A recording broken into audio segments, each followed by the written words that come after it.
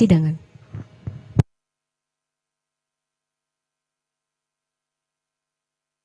Dari pemohon untuk saksi-saksinya ada yang ditanyakan?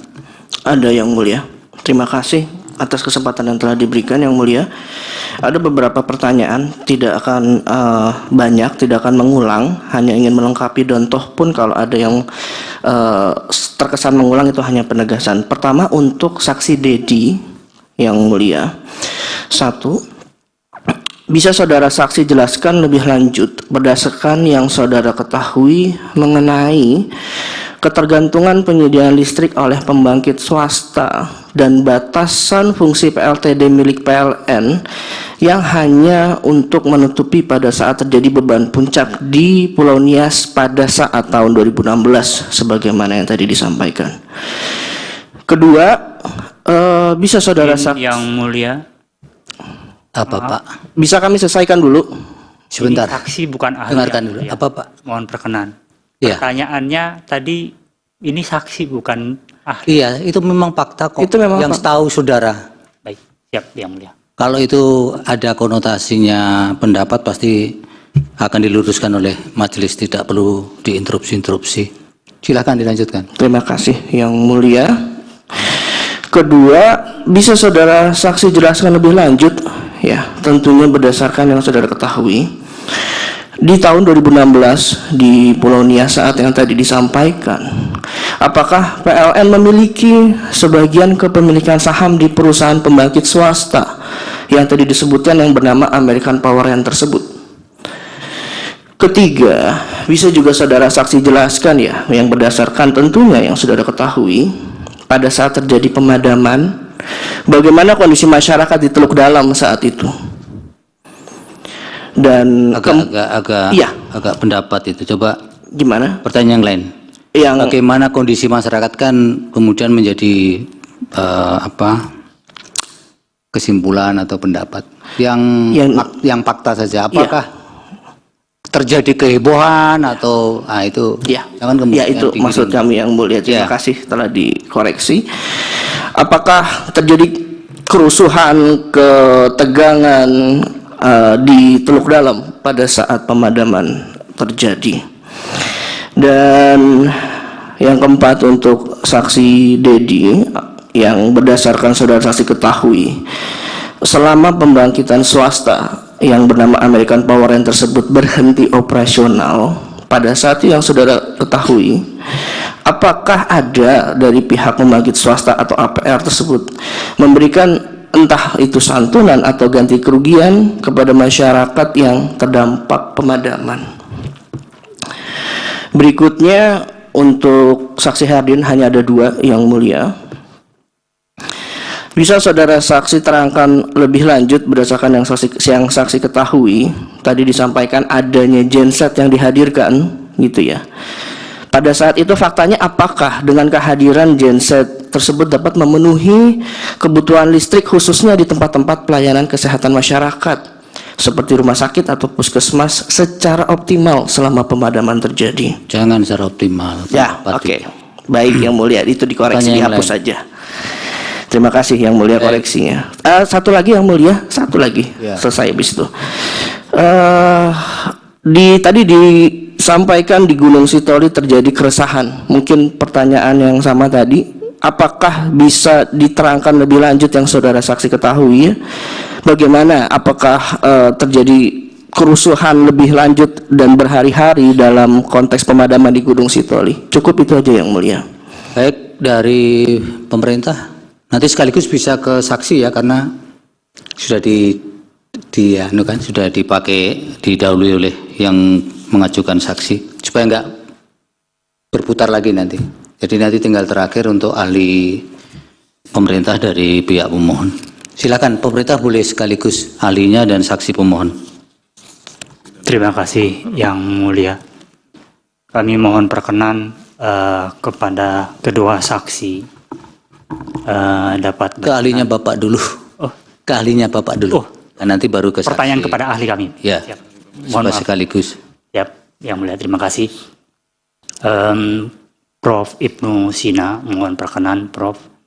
dinamika kebutuhan masyarakat saat ini di era revolusi industri 4.1 itu berkembang cepat. Rencana pembangunan jangka panjang itu NKRI ditargetkan menjadi negara maju yang artinya industri tumbuh 2 kali lipat.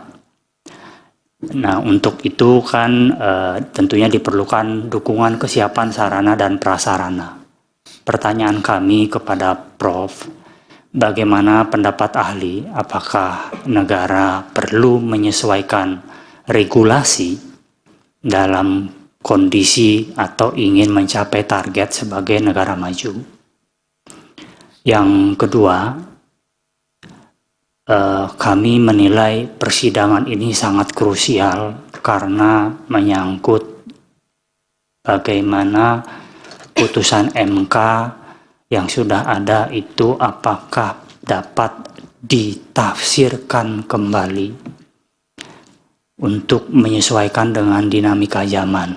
Sehingga pertanyaan kami adalah bagaimanakah jika dalam penyesuaian regulasi tersebut dihadapkan pada kendala terdapat putusan MA ataupun MK, judicial review maksud kami, yang dinilai pembuat regulasi itu perlu disesuaikan atau ditafsirkan kembali. Berikutnya adalah apakah pembuat regulasi boleh secara langsung menyesuaikan regulasi yang bersinggungan dengan putusan MK atau MA tersebut, karena hal tersebut merupakan kewenangan eksekutif ataukah yudikatif. Berikutnya adalah ataukah perlu pemerintah tersebut konsultasi dengan MK atau MA. Di titik ini kami menilai, kalau disalah mohon dikoreksi, berpotensi dinilai pemerintah mengintervensi kekuasaan eksekutif terhadap yudikatif. Pertanyaan berikutnya adalah ataukah pemerintah perlu meminta fatwa MK atau MA terlebih dahulu untuk hal tersebut? Kemudian pertanyaan berikutnya adalah adakah hukum positif yang secara tegas dan lengkap mengatur hal tersebut? Masih ada untuk yang... Jika berkenan, apakah ada benchmark atau praktik di negara lain? Kemudian isu yang berikutnya, mohon perkenan yang mulia agak... Oh, ahli yang mana ini? Masih ke ahli yang pertama, yang mulia. Dalam perkara... Agak cepat, Pak, penyampaiannya. Dalam perkara Akuo, pemerintah menyadari terpaksa mengatur kembali substansi dalam Undang-Undang Ketenagalistrikan terkait bundling penyediaan tenaga listrik. Apakah menurut ahli hal ini relevan dengan dinamika kebutuhan masyarakat sehingga MK berkenan melakukan penafsiran kembali atas putusannya?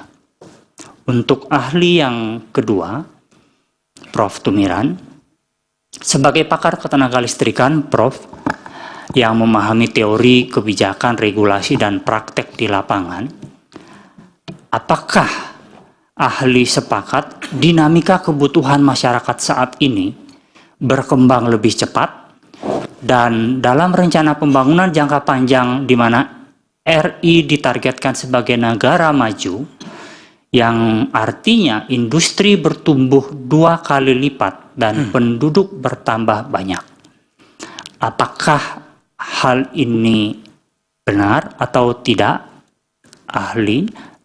Kemudian pertanyaan kedua adalah untuk mendukung dinamika masyarakat tersebut tentunya diperlukan dukungan kesiapan sarana dan prasarana. Apakah menurut ahli negara perlu melakukan penyesuaian regulasi? Pertanyaan berikutnya adalah bagaimanakah jika dalam penyesuaian regulasi tersebut dihadapkan pada kendala terdapat putusan MK atau MA yang dinilai pembuat regulasi perlu ditafsirkan kembali?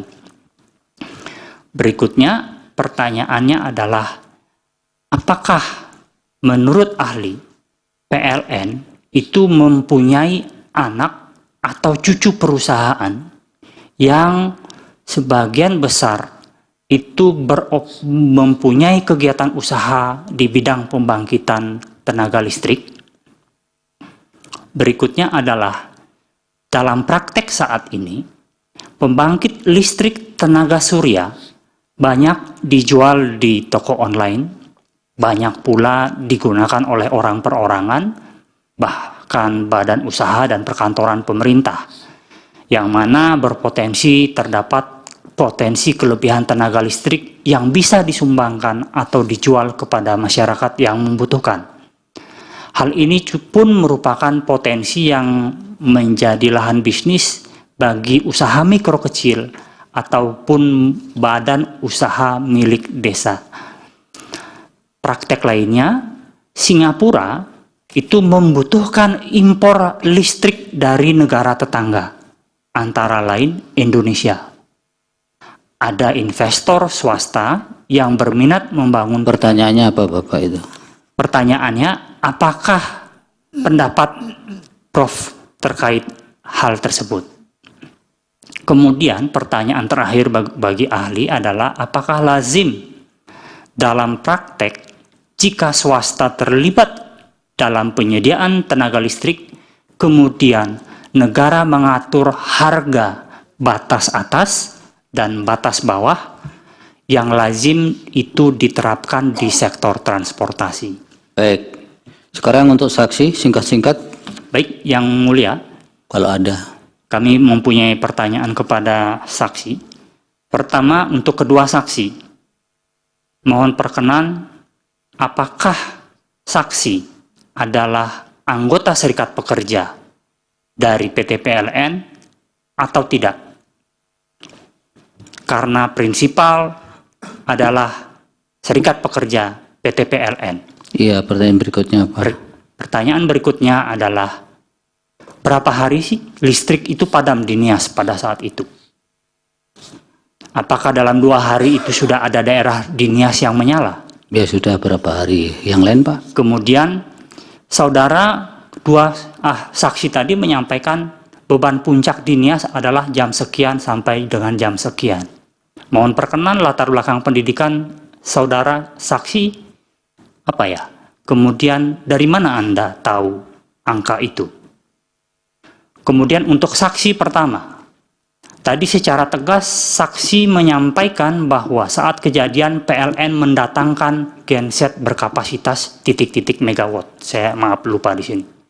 Apakah saudara saksi membaca, melihat, atau bahkan menggotong genset tersebut? Atau ini hanya kata orang atau mengutip Ya, media? apakah melihat langsung? Pertanyaannya begitu Pak. Siap. Maaf Yang Mulia. Masih ada? Ada masih Yang Mulia, maaf. Tadi saksi menyampaikan bahwa masyarakat khawatir kejahatan dan tidak bisa belajar. Apakah saksi saat itu bertugas menerima masyarakat atau saksi tidak bertugas? Bisakah dilengkapi dengan surat tugas tersebut kalau ada? Kemudian saksi menyampaikan bahwa kalau saksi tadi nggak salah itu menyampaikan hari kelima sudah tiba. Dari mana saksi tahu genset itu tiba hari kelima? Ya. Apakah saksi menggotongnya atau adakah surat tugas saksi? Mohon perkenan untuk dihadirkan sebagai bukti. Kemudian saksi yang kedua, saksi tadi menekankan bahwa karena listrik padam terpaksa saksi itu memasak menggunakan kayu bakar. Saksi, apakah saksi tidak punya kompor? Entah kompor gas atau Pertanyaan yang lain kompor Pak. Itu kan minyak? pertanyaan nggak substantif itu. Apakah Siap. apakah soal yang dialami orang kan tidak perlu harus dan itu juga tidak relevan dengan terlalu mencari-cari. Baik, Cukup Yang Mulia. Mohon Cukup ya? maaf. Baik. Jika tidak berkata. Izin Yang Mulia, sebelum dijawab, kami mohon Yang Mulia bisa menilai pertanyaannya tadi karena ada beberapa Ya, nanti pertanyaan kalau- tidak relevan ya. dan kami tidak menerima saat pemohon atau presiden memerintahkan atau menyuruh lakukan saksi kami memberikan sesuatu apa surat tugas. Ya, itu nanti hakim yang menyimpulkan, bukan saudara. Sekarang dari pihak terkait, satu pertanyaan untuk ahli dan satu pertanyaan untuk saksi, kalau ada.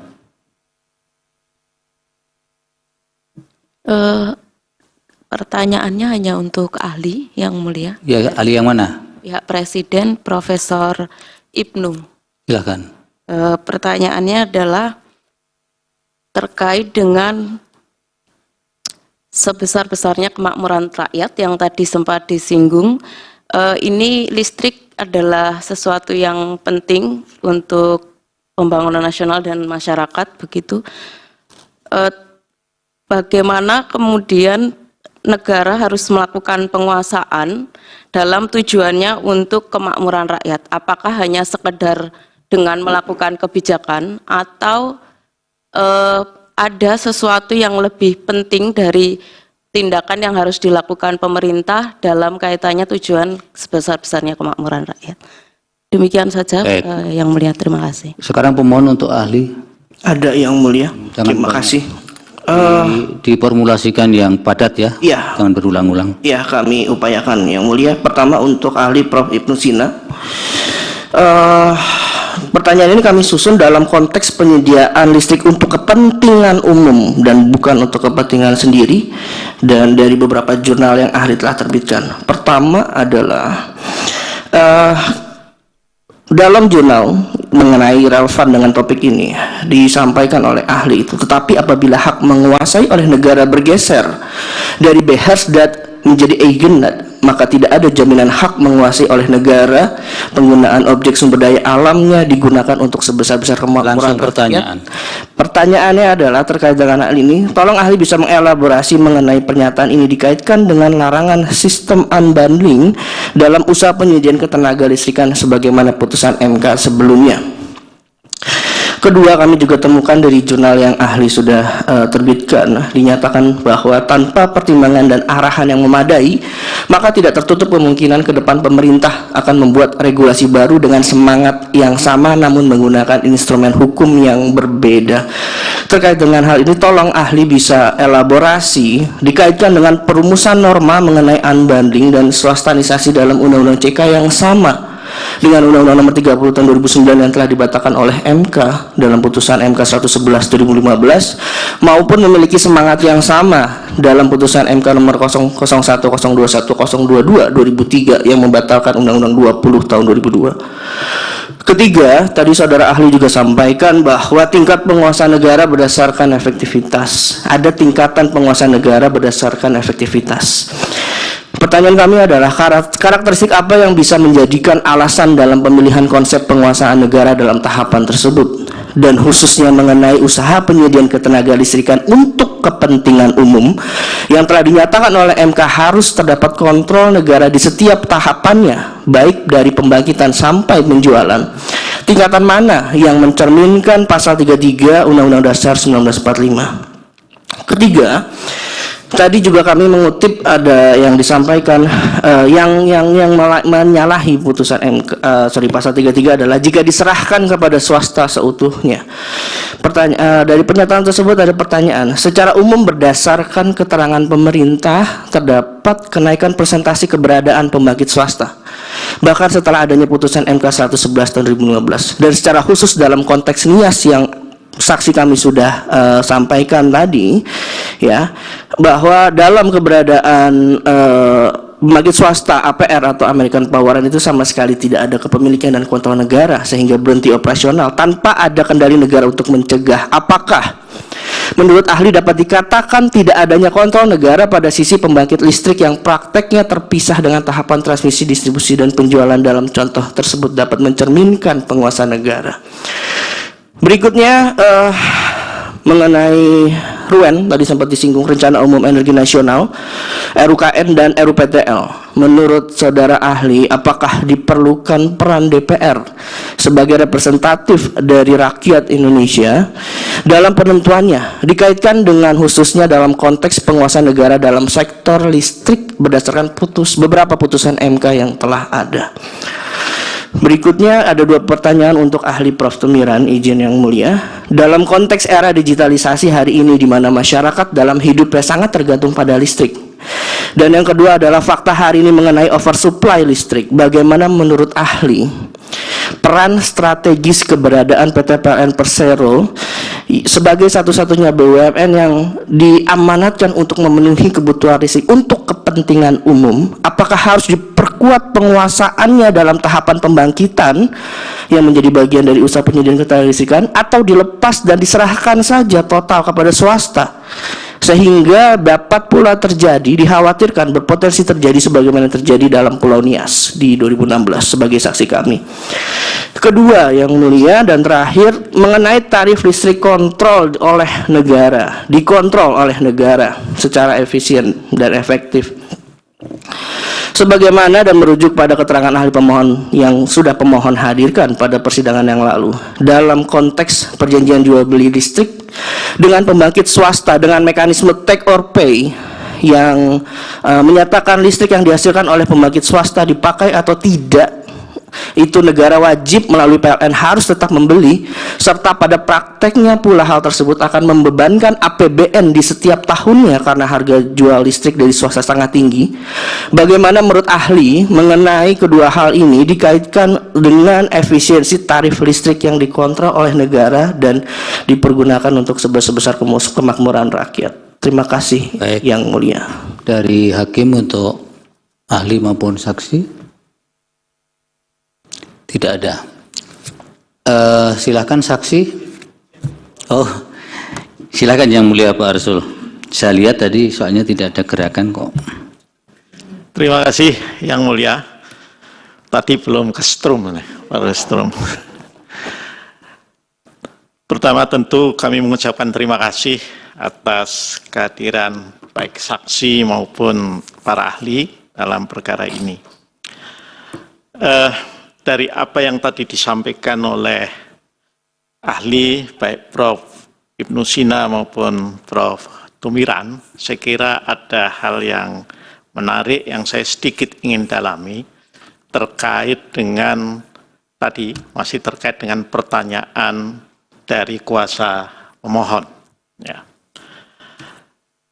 Memang tidak terhindarkan untuk mencapai target-target seperti yang tadi ahli Prof. Tumiran telah paparkan, itu diperlukan peran, ya, selain peran dari negara tentunya dalam hal ini yang direpresentasikan oleh PLN. Dari apa yang pernah saya lihat dan saya pahami, persoalan kemudian timbul, ya, terkait dengan pasal 33, ya, baik ayat 2, ayat 3 maupun ayat 4, itu adalah pada tahap implementasi atau pelaksanaan. Ya. Jadi pertanyaan dasarnya dalam kerangka implementasi dari undang-undang yang tentunya kemudian membawa kekhawatiran sejumlah kalangan masyarakat sipil adalah kemampuan pemerintah atau negara untuk kemudian memang melakukan pengendalian. Ya. Yang saya pahami bahwa kehadiran, saya sebut saja listrik swasta, itu antara lain dilengkapi dengan perjanjian-perjanjian. IPP Agreement, Independent Private Power Agreement. Tadi sudah disebutkan oleh kuasa pemohon dan saya ingin mendalami seperti model take or pay, ya, yang membuat kemudian, ya, PLN negara itu dipaksa untuk juga membeli, padahal kebutuhannya tidak seperti yang tersedia. Nah, saya ingin mendapat pencerahan baik dari Prof. Ibnu dan Prof. Tumiran, ya, yang seharusnya seperti apa implementasi dalam bentuk hubungan-hubungan kontraktual, karena memang ada hubungan kontraktualnya, ya, sehingga cermin bahwa cabang-cabang produksi yang penting bagi negara dan yang menguasai hidup orang banyak dikuasai oleh negara, ya, itu tidak terdegradasi, ya, seperti di masa lalu, ya. Nah, sekedar latar belakang saja, Prof. Ibnu dan Prof. Tumiran, ya, saya kebetulan pada zaman dulu juga seorang praktisi hukum yang antara lain juga, ya, terlibat dalam berbagai penyusunan agreement yang terkait dengan IPP itu. Nah, saya ingin bahwa yang saya lihat ada kemudian tadi hubungan-hubungan kontraktual yang menyebabkan, ya, implementasi pasal 33 ayat 2 tadi terdegradasi. Saya kira hanya itu, terima kasih. Baik, silakan saksi dijawab yang, oh ya, ada tambahan sedikit dari Prof. Arif. Sebentar ya, silakan Prof.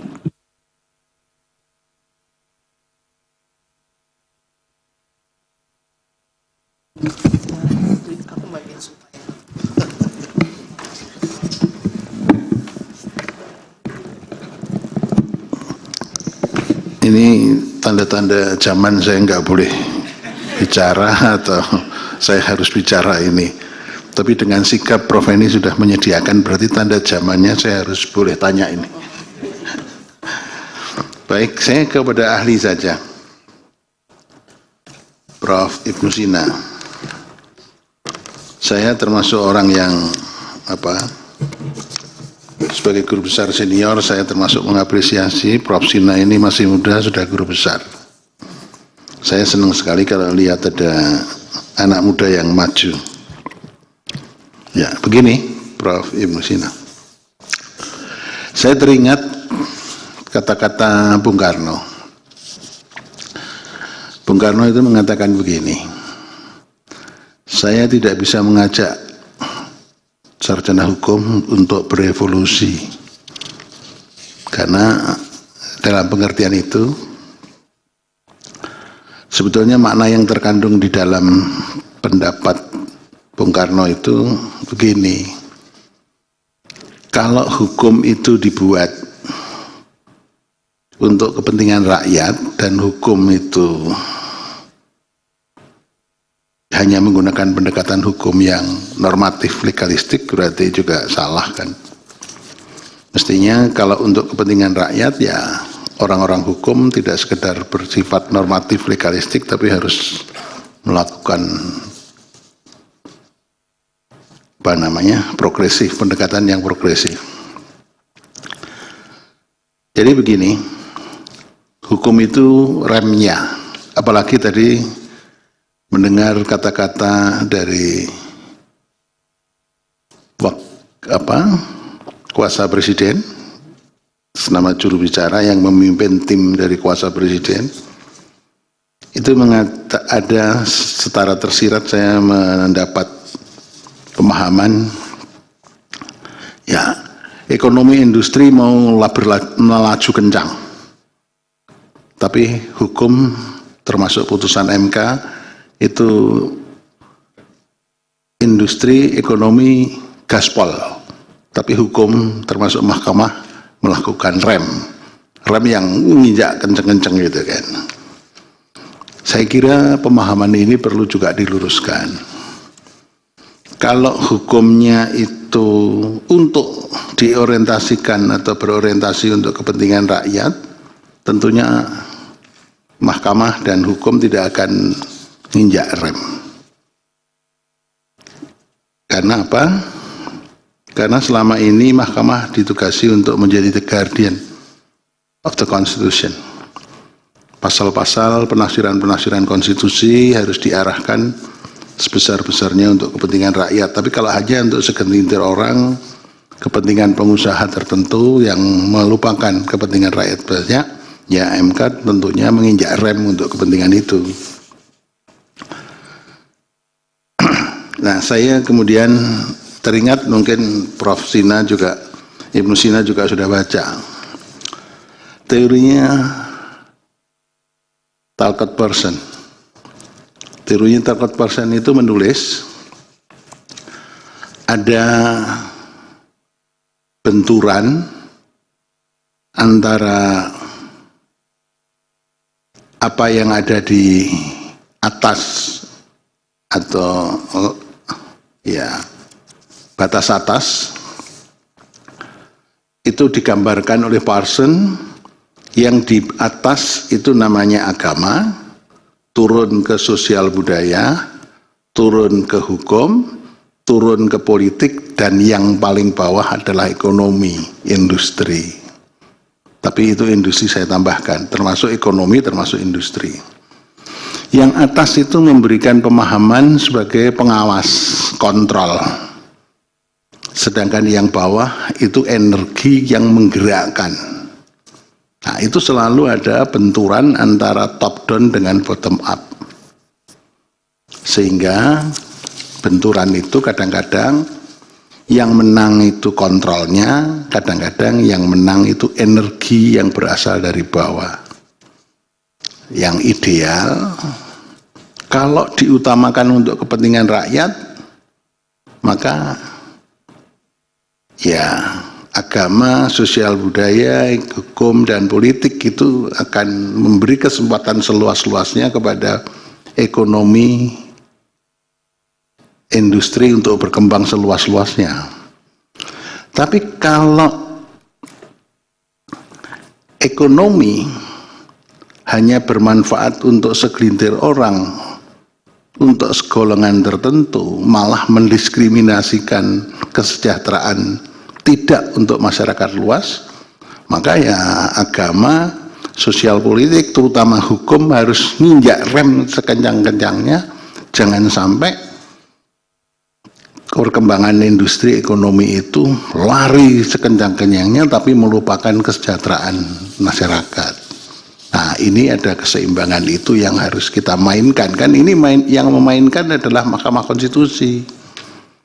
Sehingga hukum yang dijalankan harus ditegakkan oleh Mahkamah Konstitusi. Jangan sampai menafsirkan pasal 33 Undang-Undang Dasar itu ke arah jauh, karena tidak bisa malah mewujudkan kesejahteraan rakyat, tidak dapat mewujudkan tujuan negara, tapi malah sebaliknya itu bisa menjauhkan dari tujuan nasional yang ada di dalam pembukaan. Bagaimana itu Pak Ibnu Sina melihat fenomena yang begini ini? Nah, dalam kaitan dengan perkara pengujian ini, gimana titiknya, di mana? Itu betul ada di pemohon. Saya juga minta, karena saya ahli, meskipun ahli berasal dari pemerintah, tapi ahli yang menjadi ahli di Mahkamah Konstitusi adalah mencari kebenaran yang hakiki, bukan membela pemerintah. Kalau pemerintahnya salah ya harus disalahkan, kalau pemerintahnya benar ya harus dibenarkan. Itu termasuk mahkamah bertugas untuk itu. Saya kira itu, saya mohon komentar itu. Terima kasih Pak Ketua, saya kembalikan. Baik, Prof. Silakan. Saksi Pak Didi dulu ya. Yang ditanyakan, jawab singkat-singkat saja. Baik, terima kasih Yang Mulia atas waktunya. Jadi saya di sini akan mencoba menjawab sesuai dengan apa yang saya lihat, saya dengar, dan saya rasakan pada saat di tahun 2016 itu.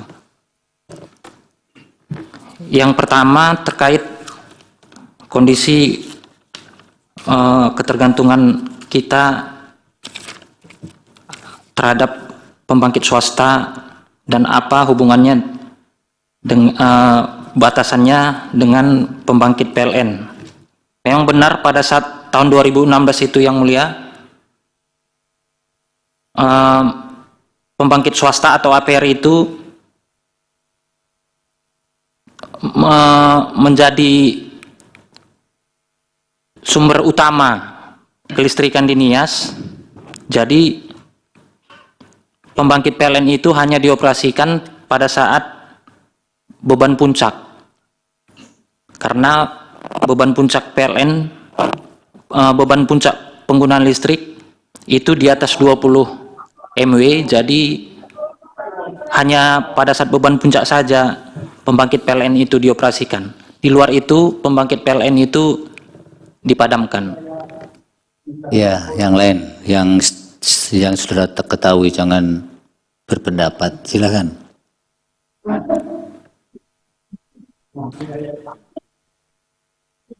Kemudian pertanyaan kedua, apakah PLN memiliki saham di American Power? Yang saya tahu tidak ada, yang mulia. Ya, yang berikutnya. Yang ketiga, apakah terjadi kerusuhan pada saat tahun 2016? Dalam keterangan singkat saya, yang mulia, saya sudah nyatakan masyarakat banyak berdatangan Ya, mulai hari ketiga. bukan kerusuhan ya. Dan dikuatkan lagi laporan dari kawan-kawan yang bertugas di luar rayon Teluk Dalam seperti di kantor jaga, itu lebih mencekam lagi, yang mulia, karena ada laporan sampai kantornya dilempar dan petugas kita Ya, diancam. ada kejadian pelemparan. Yang lain. Kemudian pertanyaan keempat, apakah APR ada memberikan santunan? Yang saya tahu tidak ada, yang mulia. Ya. Cukup? Masih ada? Kemudian pertanyaan yang kelima dari tim Presiden, apakah saksi anggota Serikat Pekerja? Benar, saya anggota Serikat Pekerja, namun saya hadir di sini sebagai Ya sudah, pegawai PLN. benar gitu kan. Ketika di 2016 itu bagian dari serikat itu juga. Benar, yang mulia. Oke, pertanyaan berikutnya. Berapa hari listrik padam? Yang saya ketahui di situ, yang mulia, 13 hari listrik padam. Ya, 13 hari. Kemudian beban puncak, dari mana Anda tahu? Apa latar belakang pendidikan Anda? Memang benar saya D3 Teknik Komputer, yang mulia. Namun informasi untuk beban Dari mana saudara tahu di jam 18 sampai 21 itu beban puncak itu saja? Soal pendidikan tidak relevan itu untuk dia. Apa?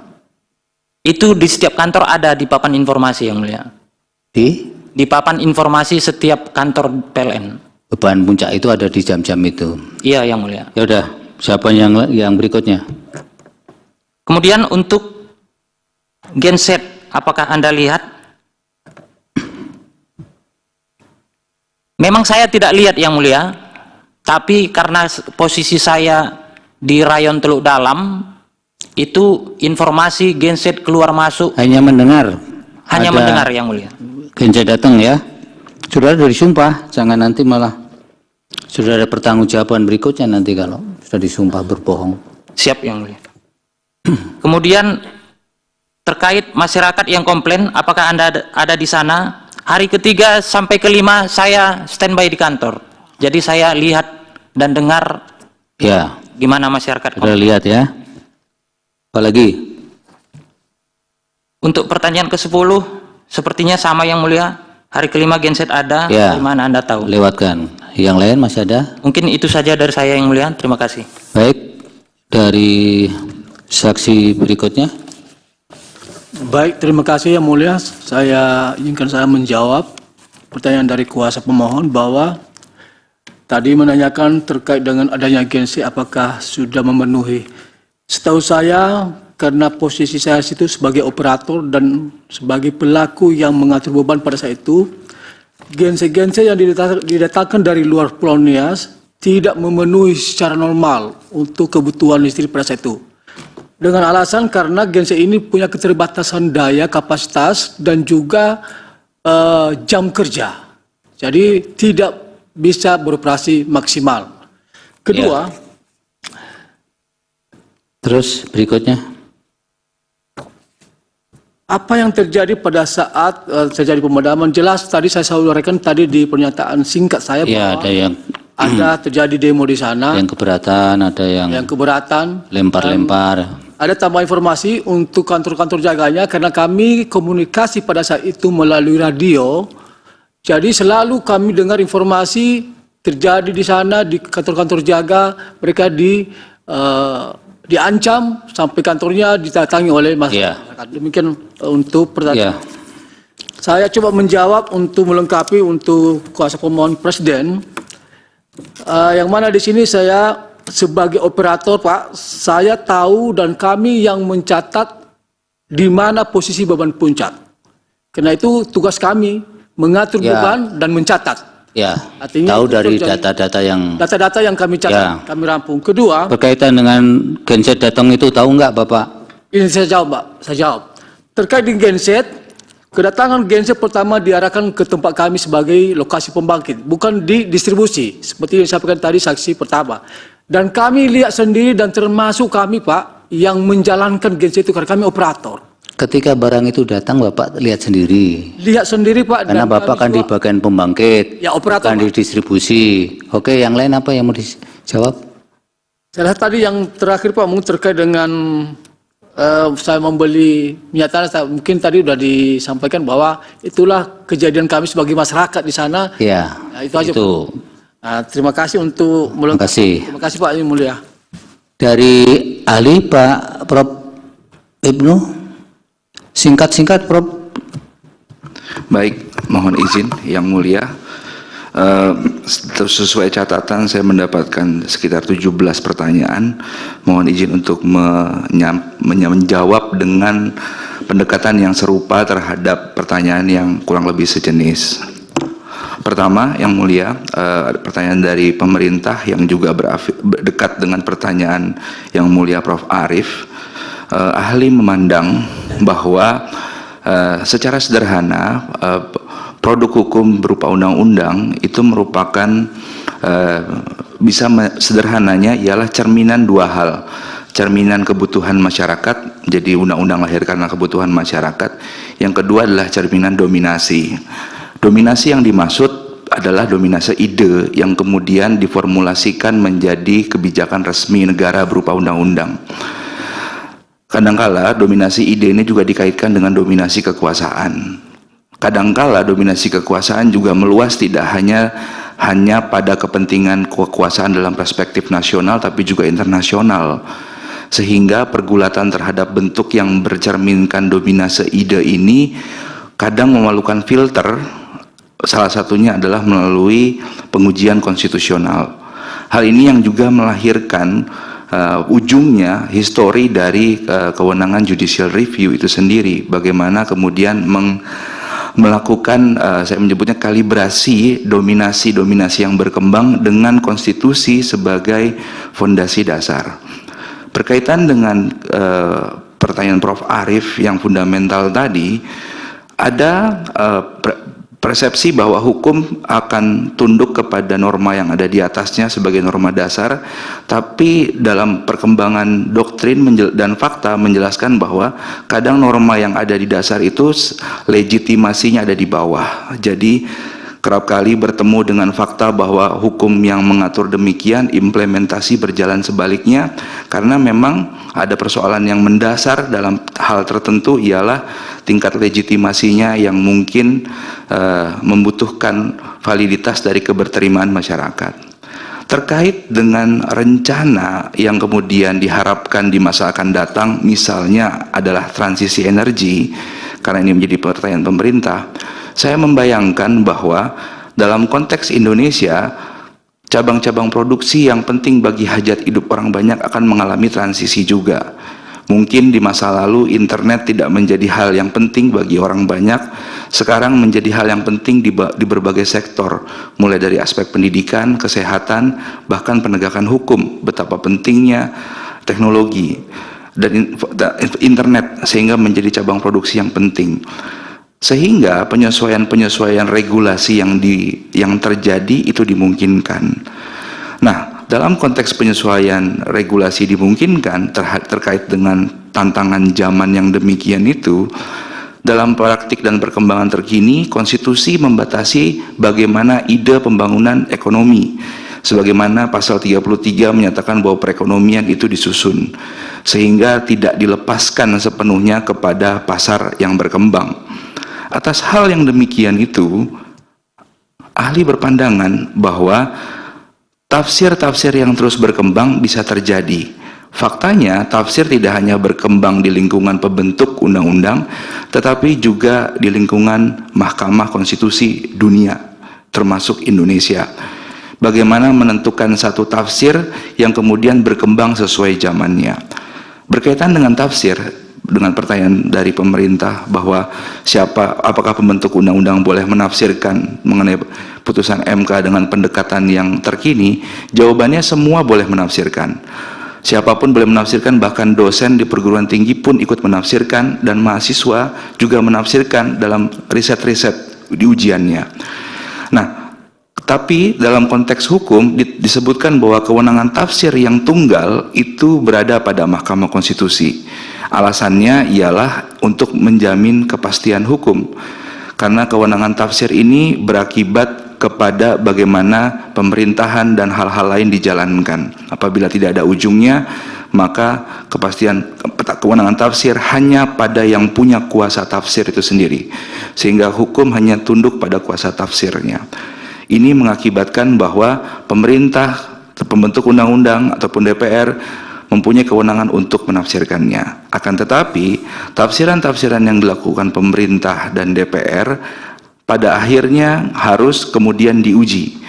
Dan ini menjadi hal yang umum. Segala keputusan dan produk hukum maupun undang-undang, pada akhirnya segala produk hukum harus mampu dipertahankan di muka peradilan. Dan itu adalah salah satu bentuk penegakan hukum, yaitu mempertahankan di muka peradilan, sehingga mahkamah bisa mengetahui asbabun nuzul, asbabun wurud, mengapa kemudian undang-undang itu dibentuk, dan kemudian mahkamah bisa merumuskan tafsir yang berkembang. Semisal seperti yang dikemukakan oleh ahli di muka berdasarkan putusan MK, bahwa tafsir mengenai konsep penguasaan negara terus mengalami perkembangan, dan mahkamah terus menjawab mengenai isu-isu konstitusional yang dipersoalkan. Dalam konteks konsep penguasaan negara, tafsirnya menjadi dua, seperti yang disampaikan tadi, yaitu pendekatan kesatuan, dan yang kedua bentuk berjenjang atau bertingkat. Ini menjadi bentuk yang berkembang hingga juga menjawab isu konstitusionalitas berkaitan dengan pelibatan pihak swasta.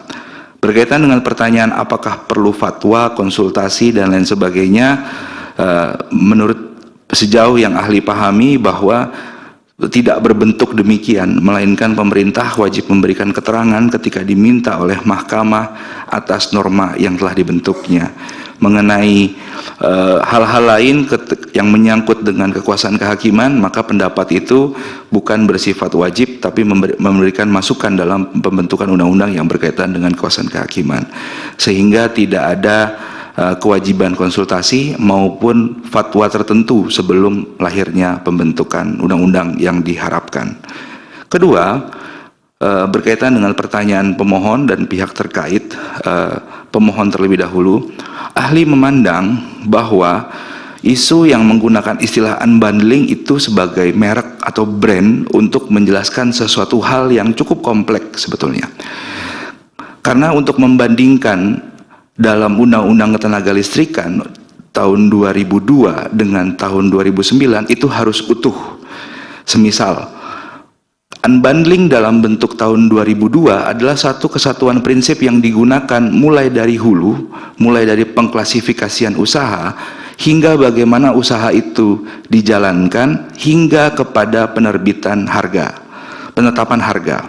Semisal, ambil contoh, dalam Undang-Undang Ketenagalistrikan tahun 2009, dimulai dari pasal 3, yang menjelaskan bagaimana konsep Undang-Undang Ketenagalistrikan ini disusun, yaitu menempatkan negara mempunyai kuasa dan menentukan bagaimana arah rencana pengembangan listrik ke depan. Lalu pasal yang kemudian disebut sebagai unbundling, ahli menafsirkan bahwa bukan berarti unbundling dengan cara dan prinsip yang serupa dengan Undang-Undang Ketenagalistrikan tahun 2002. Karena dalam Undang-Undang Ketenagalistrikan tahun 2009 yang telah dirubah dengan Undang-Undang Cipta Kerja, itu memuat prinsip yang berbeda. Misalnya tadi contoh harga. Pasal 33 yang menjadi salah satu pasal yang diperkarakan dalam perkara ini, itu berbeda jauh dengan pasal yang sama di Undang-Undang yang 2002 tahun pasal 38. Di pasal 33 dijelaskan harga jual dan harga sewa jaringan yang bermakna harga barang dan tarif tenaga listrik itu berbeda dengan pasal 38. Di pasal 33 untuk bisa disusun harga menentukan harga tarif harga jual excess power dan harga sewa jaringan itu harus mendapatkan persetujuan pemerintah pusat dan pemerintah daerah berdasarkan NSPK untuk menentukan tarif listrik bahkan dengan persetujuan DPR. Berbeda dengan pasal 38 yang ada dalam Undang-Undang Ketenagalistrikan tahun 2002, di mana di dalamnya untuk menentukan harga jual itu diserahkan kepada kompetisi pasar dengan harga keekonomian yang ada, dijelaskan. Sehingga ahli memandang konsep unbundling atau istilah unbundling yang kerap muncul itu adalah brand atau merek biar mudah untuk menyebutkan bahwa isu apa yang terlanggar. Sedangkan secara prinsip ada hal yang berbeda. Dalam putusan-putusan mahkamah selanjutnya juga menegaskan hal yang serupa. Sehingga yang kemudian mahkamah dinyatakan inkonstitusional bersyarat ketika prinsip itu diterapkan, bukan merek itu diterapkan. Karena yang terjadi pada pasal yang dimaksud itu menjelaskan mengenai klasifikasi usaha yang ada bahkan dalam Undang-Undang Nomor 15 Tahun 1985. Undang-Undang 19 Tahun 85, ahli melihat bahwa ini pola yang sama seperti Undang-Undang 17 Tahun 2074 tentang perairan di mana dihidupkan kembali karena undang-undang yang diujikan itu dibatalkan. Itu menjadi pokok poin.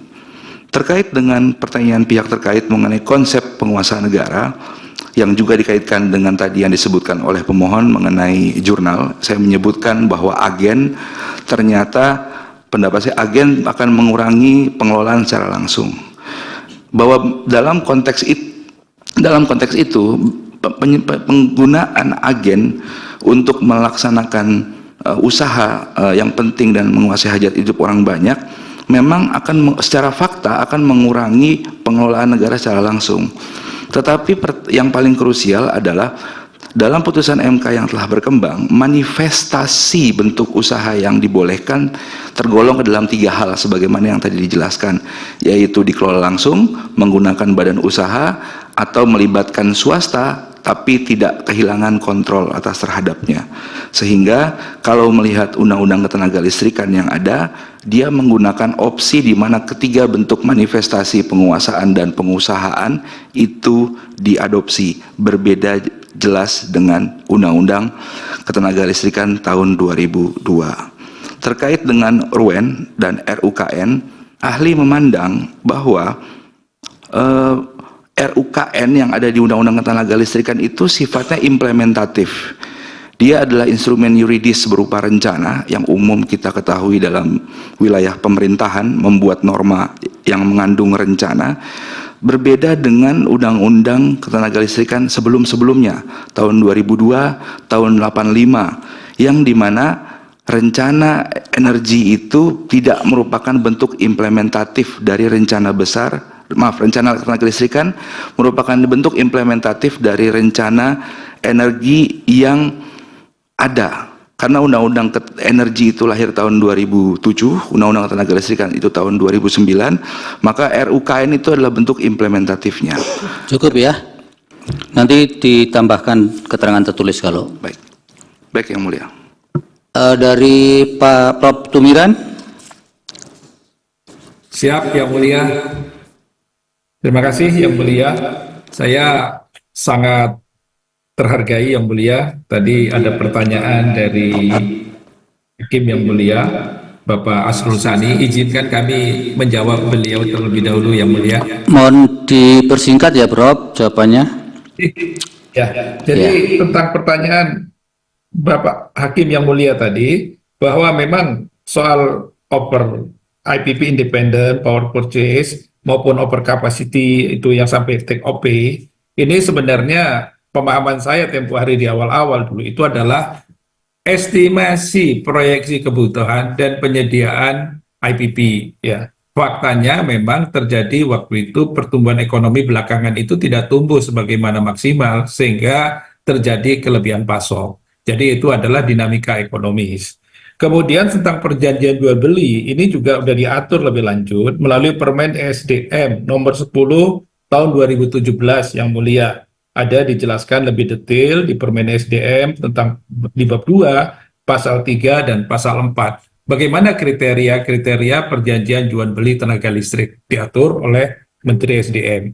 Jadi saya kira akan terjadinya take OP itu bagaimana mekanisme bisnis dan perjanjian yang disepakati di awal. Bagaimana kemampuan pemerintah ataupun PLN mengestimasi kebutuhan proyeksi sehingga ada hak yang melekat yang harus dipenuhi oleh perusahaan penyedia tenaga listrik. Ini memang menjadi kemampuan kita untuk itu. Oleh karena itulah di dalam perencanaan umum tenaga listrik harus betul-betul mampu memproyeksi kebutuhan industri kita sebagai off-taker energi, pertumbuhan ekonomi, yang dimana di dalam RUPTL itu ke depan tidak boleh lagi berdiri sendiri, tapi melibatkan pihak-pihak yang memang bertanggung jawab untuk mengatur pertumbuhan ekonomi. Kemudian pertanyaan dari pemerintah tadi, bahwa memang kita yakini bahwa ke depan itu kalau ekonomi kita tumbuh menjadi Indonesia emas, ya industri listrik kita harus tumbuh, industri harus tumbuh meningkat. Jadi karena industri tumbuh meningkat, pasokan listrik juga harus ditumbuh meningkat. Tadi sampaikan tadi Yang Mulia, menuju Indonesia emas di 2050, kebutuhan listrik kita dari 1173 yang dicapai itu harus mencapai 5.000 kWh per kapita. Kalau kita mau setara kehidupan rakyat Indonesia, setara saja dengan Malaysia. Belum dengan Jepang. Baru setara Malaysia di 2045, kebutuhan listrik kita sudah harus mencapai 5.000 kWh per kapita, maka diperlukan kapasitas pembangkit sampai sekitar 500 gigawatt. Nah, tentu saya sependapat bahwa di dalam perjalanan untuk mengakomodasi itu, peraturan pemerintah harus bersifat dinamis. Tetapi saya sepakat bahwa Undang-Undang Dasar 45 harus menjadi acuan, menjaga hak negara yang mengejawantahkan untuk kepentingan kesejahteraan rakyat. Maka saya sepakat tadi dengan arahannya Bapak Hakim Ketua bahwa MK itu bisa menerjemahkan, menafsirkan seandainya ada perbedaan-perbedaan yang sejalan di dalam penyusunan undang-undang yang tidak sesuai lagi dengan apa yang berlangsung belakang, maka itu harus ditafsirkan ulang. Kemudian ada pertanyaan tadi bahwa memang PLN sekarang berubah setelah ada keputusan Menteri BUMN menjadi holding, ada subholding dan ada cucu holding.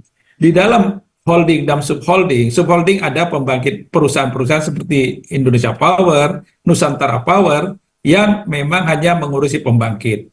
Tetapi juga ada subholding yang mengurusi pembangkit, transmisi dan distribusi, sepertinya PT PLN Batam.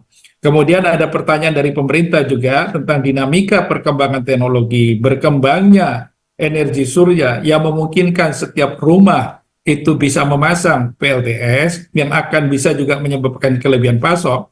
Tentu pemerintah sudah mengeluarkan peraturan-peraturan bagaimana tetap bahwa sistem itu tetap stabil. Gitu.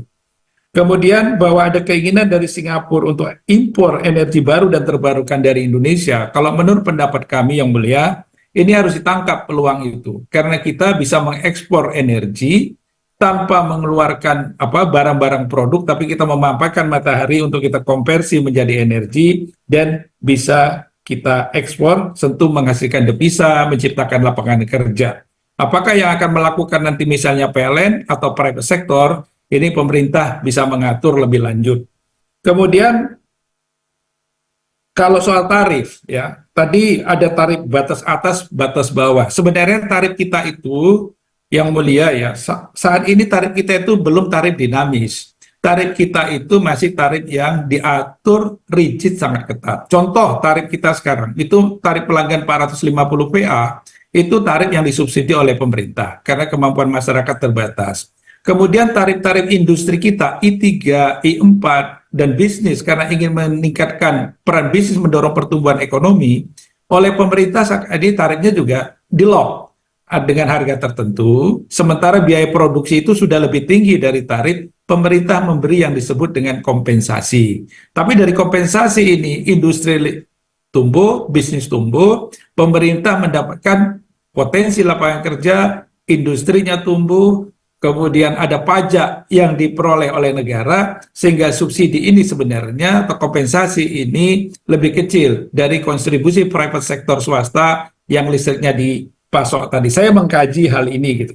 Jadi memang yang ideal sebenarnya tarif itu kalau kita mau berlakukan secara benar, itu ada yang disebut dengan tarif adjustment. Karena ada unsur-unsur dinamika yang nggak bisa dikontrol oleh perusahaan listrik dan pemerintah. Misalnya fluktuasi dolar, harga bahan bakar energi primer yang diacu dengan dolar. Ini sangat berpengaruh di dalam biaya produksi yang mulia, sehingga ini bisa berpengaruh. Saya kira demikian yang bisa kami sampaikan terhadap pertanyaan-pertanyaan tadi yang mulia. Saya Baik, Prof. Yang jelas kami siap untuk menjawab lagi. Terima kasih. Baik, terima kasih Prof. Tumiran. Masih ada sedikit dari Prof. Eni. Silakan Prof. Baik, terima kasih Yang Mulia Pak Ketua. Ini kepada pemerintah ya, Pak Priyatna ya yang ada ya. Iya, gini Pak. Jadi saya mencoba mencari gambaran yang komprehensif lah ya dalam memahami mengapa sebetulnya Undang-Undang Ketenagalistrikan ini diubah melalui Undang-Undang Undang-Undang Cipta Kerja. Saya mohon ada tambahan keterangan dari pemerintah. Setelah melalui beberapa kali persidangan itu, saya ingin ada tambahan keterangan dari pemerintah apa sesungguhnya yang melatar belakangi perlunya untuk diubah Undang-Undang Ketenagalistrikan itu kemudian masuk menjadi Undang-Undang Cipta Kerja. Karena kalau saya baca di sini hanya ada secuil saja kalimat yang mengatakan untuk memberikan kemudahan bagi pelaku usaha. Lain tolong diberikan penjelasan juga sejauh mana sesungguhnya kemudahan bagi pelaku usaha itu bisa diwujudkan tapi tetap dapat kemudian menjaga esensi dari pasal 33 Undang-Undang Dasar 1945 itu. Jadi tolong ini bisa diberi gambaran yang lebih komprehensif mengenai latar belakang dari perubahan Undang-Undang Ketenagalistrikan dalam Undang-Undang Ciptaker. Ya, saya kira itu saja Pak Ketua. Terima kasih. Iya, nanti disampaikan bersama dengan kesimpulan atau di persidangan yang akan datang kalau masih ada. Tapi sepertinya ini pemerintah masih akan mengajukan ahli dan bisa disampaikan secara tertulis, Pak. Tidak harus dihadirkan. Jika berkenan kami masih ingin menghadirkan 2 ahli namun saksi tidak Yang Mulia. Hanya 2 ahli saja, saksi tidak. Ini 2, 3 dulu. 3 juga. Karena pemohon kan. Iya, pemohon memang 3 tapi Bapak 4. Ya sudah, kami beri kesempatan sekali lagi. Itu terakhir. Nanti supaya sama kata ini hakim sambil musyawarah, 1 dihadirkan, 1 tertulis Pak, supaya sama jatahnya dengan pemohon ya. Kemudian Bapak ngajukan saksi boleh, Bapak kan tidak. Nah, oleh karena itu persidangan akan masih beri kesempatan sekali lagi. Jadi apa yang disampaikan Prof. Eni tadi bisa Bapak sampaikan bersamaan dengan sidang sekali lagi itu.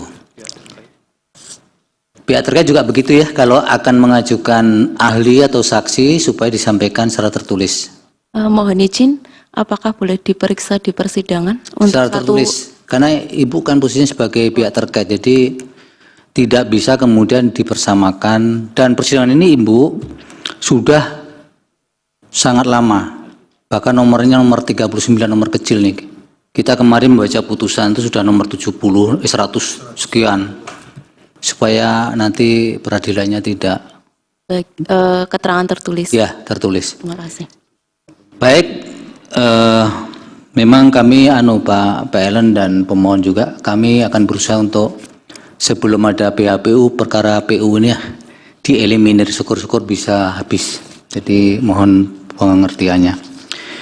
Termasuk tadi keterangan ahli Pak Prof. Ibnu dan Pak Tumiran, kalau masih ada yang disampaikan supaya disampaikan melalui pemerintah sebagai pihak pengaju ahli atau langsung ke paniteraan juga nggak apa-apa.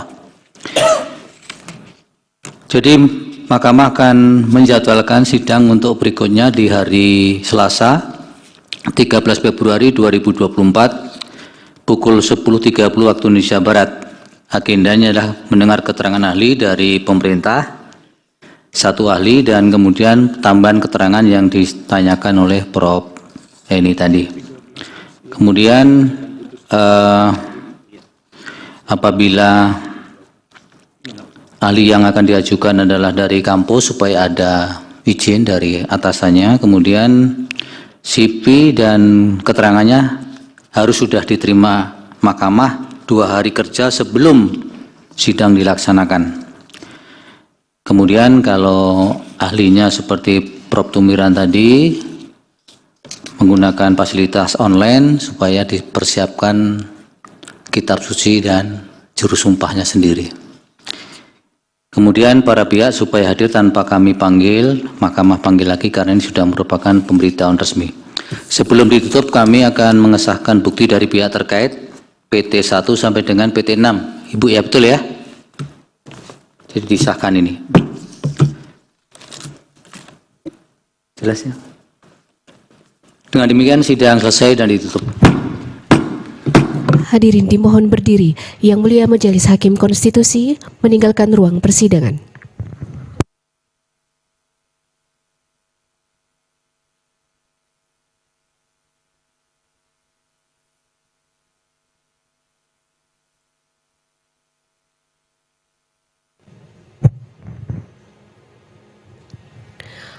Hadirin disilahkan duduk kembali. Hadirin kami hormati, demikianlah persidangan pada hari Kamis tanggal 1 Februari 2024. Untuk perkara nomor 39/PUU/21 Romawi/2023 telah selesai. Sidang lanjutan akan dilaksanakan pada hari Selasa tanggal 13 Februari 2024 pada pukul 10.30 waktu Indonesia bagian Barat. Sidang berikutnya akan dilaksanakan pada pukul 13.30 waktu Indonesia bagian Barat untuk perkara nomor 35/PUU/21 Romawi/2023. Terima kasih, selamat siang.